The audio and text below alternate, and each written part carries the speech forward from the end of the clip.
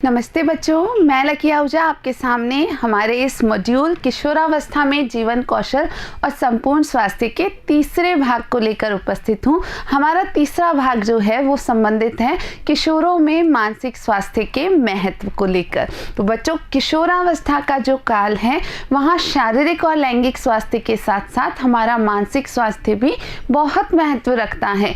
ये जो काल है यहाँ आपको ध्यान रखना है कि भावनात्मक बदलाव भी होते हैं और ये भावनात्मक बदलाव हमारे जीवन में महत्वपूर्ण परिवर्तन लेकर आते हैं। तो बच्चों, मानसिक और भावनात्मक स्वास्थ्य के बिना संपूर्ण स्वास्थ्य अधूरा है। जब हम बात करते हैं किसी व्यक्ति के संपूर्ण रूप से स्वस्थ होने की, तो वहाँ उसके मानसिक और भावनात्मक स्वास्थ्य की चर्चा करना भी आवश्यक होता है। तो यहाँ आप जानेंगे कि नहीं, सिर्फ शारीरिक स्वास्थ्य ही हमारे लिए महत्वपूर्ण नहीं है, हमारे लिए मानसिक स्वास्थ्य भी उतना ही महत्व रखता है।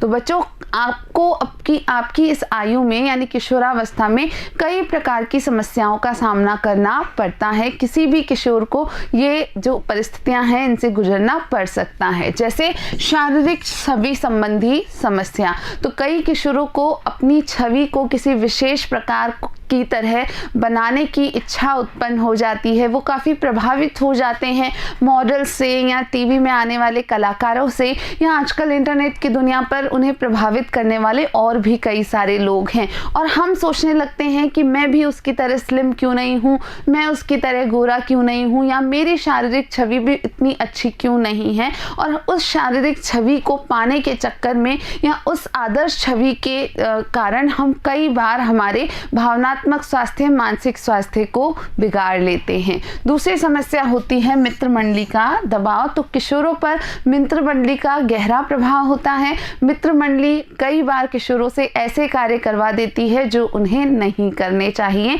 तो यहाँ आपको समझना है कि यदि हम मानसिक रूप से स्वस्थ हैं तो हम ये चीज़ समझते हैं कि नहीं, हमें किसी के भी दबाव में किसी कार्य को नहीं करना चाहिए, हमें सही और गलत का निर्णय लेकर ही किसी कार्य को करना चाहिए। तीसरी समस्या है परीक्षा का तनाव। अब जैसे जैसे आप बड़ी कक्षाओं में पहुंचते हैं वैसे वैसे आपको अध्ययन का महत्व समझने आने लगता है, और साथ साथ यदि कोई बच्चा समय से नहीं पढ़ता है और परीक्षा के समय ही पढ़ने लगता है तो उसके लिए परीक्षा एक तनाव का बड़ा कारण बन जाती है। उसके बाद हम बात करते हैं अस्वस्थ रिश्तों की। तो हमारे जो घर परिवार के रिश्ते हैं उनके अलावा भी हम बाहर भी कई लोगों से बातचीत करते हैं, उनसे भी कुछ चीज़ें शेयर करते हैं। तो ये जो सभी रिश्ते हैं वो हमेशा स्वस्थ रहें ऐसा नहीं हो पाता है। हमारी कटुता पूर्ण किसी से बातचीत हो सकती है, कोई हमारा दिल दुखा सकता है, या आप किसी का दिल जाने अनजाने दुखा देते हैं। तो उस कारण कई बार हमारे रिश्ते भी अस्वस्थ होते हैं, यानी जो आपसी संबंध है वो उतने अच्छे नहीं रह पाते जितने कि रहने चाहिए, और वो अस्वस्थ रिश्ते भी हमारे पर मानसिक तनाव का या भावनात्मक दबाव का कार्य करते हैं। उसके बाद हम बात करते हैं लिंग भूमिकाओं की और लैंगिकता की। तो हम किसी एक लिंग से संबंध रखते हैं और हमारे ऊपर समाज की कुछ प्रत्याशाएं जुड़ी होती हैं कि नहीं, इस लिंग के लोग यही कार्य कर सकते हैं, कि नहीं, लड़के जो हैं वो ताकत वाले कार्य कर सकते हैं और लड़कियां ऐसे कार्य नहीं कर सकती हैं। लेकिन ये सरासर गलत है, यह तथ्य नहीं है, यह एक मिथक है। लेकिन ये जो लिंग भूमिकाएं और लैंगिकताओं का हमें सामना करना पड़ता है वो भी मानसिक दबाव का कारण बन जाते हैं। फिर आता है शिक्षण प्रदर्शन का दबाव। हम सभी चाहते हैं कि हम हमेशा टॉप करें या जो भी गतिविधि में हम हिस्सा लें उसमें जीतें, और शिक्षण संबंधी इन क्रियाओं में बच्चे अक्सर आगे ही रहना चाहते हैं। तो इनका दबाव भी हमारे मानसिक स्वास्थ्य को प्रभावित करता है। तो इन विभिन्न प्रकार की चुनौतियों को पार करके आपको पहुंचना होता है वयस्कावस्था तक। तो एक किशोर व बालक या बालिका की हम बात करें तो उसे ये सभी जो समस्याएं हैं, जैसे उसके यौवन में बदलाव हो रहे हैं, उस पर परीक्षा का तनाव है, माता पिता का दबाव है, उसकी लिंग भूमिका और शारीरिक छवि संबंधी समस्याएं हैं, कई अस्वस्थ रिश्ते भी हो सकते हैं उसके जीवन में, लैंगिकता तथा साथियों का दबाव भी अपने तरीके से प्रभाव डालता है। तो इन सारी चुनौतियों का सामना करते हुए हमें सामने आना होता है, यानी किशोरावस्था से आगे आकर पहुंचना होता है वयस्कावस्था तक। और यही आती है भूमिका हमारे मानसिक स्वास्थ्य की, हमारे भावनात्मक स्वास्थ्य की। समस्या ये है बच्चों कि हम हमारी शारीरिक समस्याएं तो आसानी से किसी को भी बता देते हैं। यदि हमें खांसी जुकाम है, यदि हमें किसी शरीर के अंग में दर्द हो रहा है तो हम आसानी से कह देते हैं हमारे घर परिवार को या जान पहचान वालों को कि नहीं आज मुझे ये समस्या है। लेकिन भावनात्मक रूप की समस्याएं या मानसिक समस्याएं जब हमें किसी भी प्रकार की उत्पन्न होती है तो हम उसे शेयर नहीं करते हैं, हम किसी से बांटते नहीं हैं और ये परेशानी का सबब बन जाता है। तो बच्चों आपके लिए खास ये है कि जब भी आपको मन में कुछ नकारात्मकता आने लगती है या आपको कुछ अच्छा नहीं लगता है, कोई बात आपको बार बार परेशान करती है, तो आप उसे किसी से बांट लीजिए, किसी समझदार से उस बारे में बातचीत कर लीजिए। यहाँ आप देख रहे हैं इस चित्र में ये बच्चा है जो कह रहा है कि मैं निराश हूँ क्योंकि मेरा स्कूल की क्रिकेट टीम में चयन नहीं हुआ है। तो ये एक ऐसी परिस्थिति है जो किसी के साथ भी हो सकती है। इसने बहुत मेहनत की थी, इसने सोचा था कि हाँ मेरा स्कूल की क्रिकेट टीम में चयन हो जाएगा, परंतु फिर भी किसी कारण से उसका चयन नहीं हो पाया। तो वो अपने पिताजी को ये बात बता रहा है, वो उनसे चर्चा कर रहा है, अपना दुख जाहिर कर रहा है और यहाँ अवश्य ही उसके पिताजी इस बात को समझ रहे हैं और वो अंततः उसको कह रहे हैं कि नहीं बेटा, तुम्हें फिर से मेहनत करनी चाहिए, तुम्हें और तैयारी करनी चाहिए और इसमें दुखी या परेशान होने की, चिंतित होने की कोई भी बात नहीं है। तो बच्चों आपके साथ भी अगर कोई ऐसी स्थिति उत्पन्न होती है जहां आप नकारात्मक हो रहे हैं, आपको बुरा लग रहा है, तो आप उन बातों को अपने आसपास जिससे भी आप सहज महसूस करें उनसे अभिव्यक्त अवश्य करें, उनसे बांटें अवश्य, आपको जरूर अच्छा लगेगा।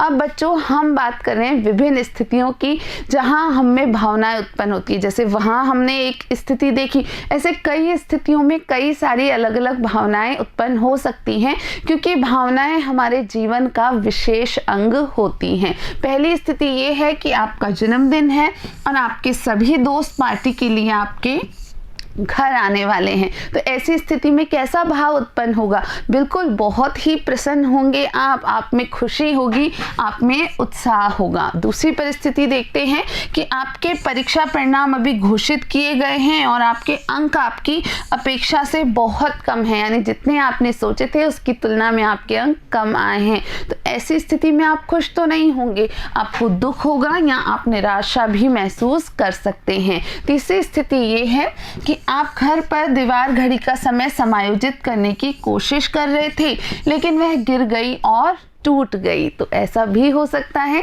कि आप कोशिश तो कर रहे थे कि वो घड़ी सही हो जाए लेकिन वो आपसे गिर के टूट गई है, तो आप डरा हुआ महसूस करेंगे। बिल्कुल यह एक प्राकृतिक प्रक्रिया है कि हाँ विशेष परिस्थितियों में हमने विशेष भावनाओं को महसूस करते हैं। उसके बाद अगली स्थिति है कि आपको विद्यालय में चोट लगी है, आपके दोस्त आपको लेने आते हैं और फिर आपकी देखभाल करने के लिए आपके पास बैठते हैं। यदि ऐसा होता है कि आपको चोट लग गई थी खेलने के दौरान, आप घर पर आराम कर रहे हैं, आपके दोस्त आपसे मिलने आ रहे हैं, आपका हालचाल पूछते हैं, आपके पास आकर बैठते हैं, तो आपको अच्छा लगेगा, आपको उन पर प्यार आएगा, आप खुश होंगे कि मेरे दोस्त कितने अच्छे हैं। इसी प्रकार अगली परिस्थिति है, आपका छोटा भाई या बहन ट्यूशन से घर नहीं आए हैं और अंधेरा हो रहा है। यदि ऐसी स्थिति किसी के साथ उत्पन्न होगी तो वो चिंतित होगा, यह बिल्कुल सही है। अब हम बात करें कि शिक्षक आपको पूरी कक्षा के सामने डांटते हैं, आपसे कोई गलती हुई और उस कारण से शिक्षक आपको पूरी कक्षा के सामने डांटते हैं। तो ऐसी स्थिति में हम परेशान होंगे, दुखी होंगे, शर्मिंदा भी हो सकते हैं या फिर हमें गुस्सा भी आ सकता है। अगली परिस्थिति ये है कि आप सुनिश्चित नहीं हैं कि कल आयोजित होने वाली परीक्षा में कौन से टॉपिक आएंगे या कौन से अध्याय शामिल हैं। तो ऐसी स्थिति में, ऐसी अनिश्चितता की स्थिति में भी व्यक्ति भ्रमित या डरा हुआ महसूस करेगा कि कल पता नहीं परीक्षा में क्या आने वाला है।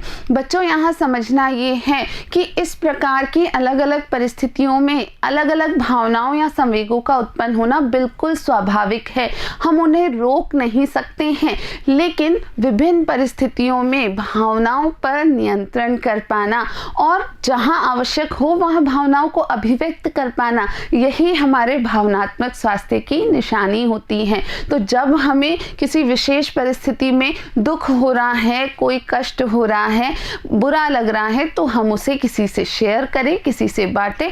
और यदि हम शर्मिंदा हैं किसी बात पर, यदि हमें क्रोध आ रहा है, तो ऐसी स्थिति में हम स्वयं पर नियंत्रण करें, ये भी आवश्यक है। अब बच्चों, क्या किया जा सकता है कि हमारा भावनात्मक स्वास्थ्य, मानसिक स्वास्थ्य अच्छा बना रहे, हम अपने भावनाओं को सही से अभिव्यक्त भी करें और आवश्यकता होने पर उन्हें अपने नियंत्रण में भी रख पाएं। तो हम उपयोग कर सकते हैं योग का, ध्यान का, प्राणायाम का। तो ये प्राणायाम जो है वो अक्सर हमने शब्द सुना होता है, लेकिन जब आप प्राणायाम करेंगे तब आपको इसके जो सही फायदे हैं वो पता चलेंगे। आपका ध्यान बढ़ता है, आपकी एकाग्रता बढ़ती है और साथ के साथ ही संवेगों पर नियंत्रण करने की जो शक्ति है वो भी उत्पन्न होती है। चुनौतियों से सामना करने की शक्ति भी हमें ध्यान और प्राणायाम से आती है। अब बच्चों, इसके अलावा आपको ये जानना है कि कौन कौन से संसाधन तथा सहायता प्रणालियाँ युवा मित्री सेवाओं के रूप में आपके लिए उपलब्ध है। तो किसी भी बच्चे को यदि किसी प्रकार की भावनात्मक समस्या है, कोई व्यक्तिगत समस्या है, तो ऐसे कई सारे संसाधन हैं जिनका उपयोग आप कर सकते हैं। सबसे पहले सलाह परामर्श के लिए हम कहाँ जा सकते हैं? तो यदि आपको कोई समस्या है जिस संबंधी आपको सलाह परामर्श चाहिए, तो आप इस स्थिति में आपके क्षेत्र की आशा दीदी या एएनएम दीदी से संपर्क कर सकते हैं। वो इसके लिए प्रशिक्षित हैं, वो आपको सही परामर्श प्रदान करेंगी। इसके अलावा दूसरा जो संसाधन है वो है किशोर मित्री स्वास्थ्य केंद्र या उजाला क्लिनिक्स। उजाला क्लिनिक्स का नाम आप जानते हैं, हमने हमारे इस मॉड्यूल के पहले भाग में भी उनके बारे में बताया था। तो इस उजाला क्लिनिक्स पर आपको औषधियों, प्राथमिक उपचार, सैनिटरी नैपकिन और गर्भ निरोधक आदि के अलावा कुछ और भी उपलब्ध है। क्या उपलब्ध है? आपको अपने मानसिक स्वास्थ्य हेतु सहायता भी दी जाएगी, आपको निर्देशन एवं परामर्श उपलब्ध कराया जाएगा। उसके बाद बात करते हैं कुछ हेल्पलाइंस की। तो वास्तव में हमारे देश में, हमारे राज्य में कुछ ऐसी हेल्पलाइन संचालित की जा रही हैं जो कि आपको किसी भी किशोर बालक को कोई भी प्रकार की समस्या होने पर उनकी मदद के लिए तैयार हैं। जैसे कुछ हेल्पलाइन आप यहाँ देख सकते हैं। किरण हेल्पलाइन है जिसका कि नंबर आप नोट डाउन कर लीजिए, 1800-599-0019। उसके बाद पीड़ित बच्चों हेतु चाइल्ड लाइन, यदि कोई आप पर किसी प्रकार का भय दिखा रहा है, कोई किसी प्रकार की हिंसा कर रहा है, तो आप इस हेल्पलाइन पर 1098 पर संपर्क कर सकते हैं। उसके बाद है चिकित्सा सलाह हेल्पलाइन। यदि किसी विशेष परिस्थिति में आपको चिकित्सा सलाह की आवश्यकता है तो आप इस हेल्पलाइन पर संपर्क कर सकते हैं। उसके बाद है विद्यार्थियों हेतु आशा हेल्पलाइन। ये सभी विद्यार्थियों के लिए ओपन हेल्पलाइन है, ये आपकी मदद के लिए हैं। आप इसका भी नंबर नोट कर सकते हैं, 0744-2333-666। इसके अलावा एक और नंबर है 0744-241-4141। ये सभी आप अपनी डायरी में नोट करके रख सकते हैं। इसके बाद बच्चों, जो चौथी संसाधन है आपके लिए जो उपलब्ध है उसका नाम है संवेदना। ये संवेदना क्या है?